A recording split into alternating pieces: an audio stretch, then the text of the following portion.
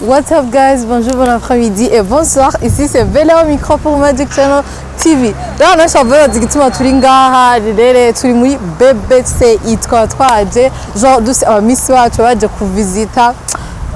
Antes ndabatwe Miss wacu baratesa n'abakobwa beza baryoshe kuraba genre ku maso ibirezi amasugo yacu ni beza vraiment baratesa sana. Rero twa muri BBC baje muri visite kandi murazi ko BBC yari yabahaye genre ujya muduga l'année passée rero bari baje kuvisita kugira nabo nyine bamenye ivyi banke rero mugumane natwe Scott turaza kwereka aba Miss wacu bamwe mwarabonye kuri Magic namudashoye ko na bose ariko cette fois-ci muraza kubabona bose n'abakobwa beza cyane basa neza babereye ijisho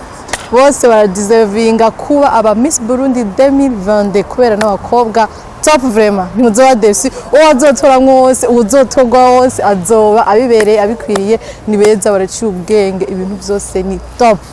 Kandi today tubaha detail ajo ama detail étape par étape bava mu muduga batambuka anti se bakiva mu muduga c'était wow bare baswe kugira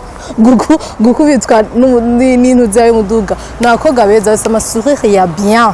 nuko nyene ariyo bare nabagufi mugani bon bose ni beza cyane amametero basavye barayafise c'est juste yuko haba harimo mshobora n'abanyu amata menshi n'abanyu ikivuguto n'imfufu mshobora nawe rero n'abakobwa beza batambuka neza bari baberewe bari class bari top by'abana aratakuye ngaha niba yakure ngaha uburundi bwacu buratesa ni top sana rero muzogoye natwe batwenze izuba ricaryaka wow abamisi bacu ndabatuye basha ni beza cyane baratovye bari top rero mugumane natwe kugira mugwe mubona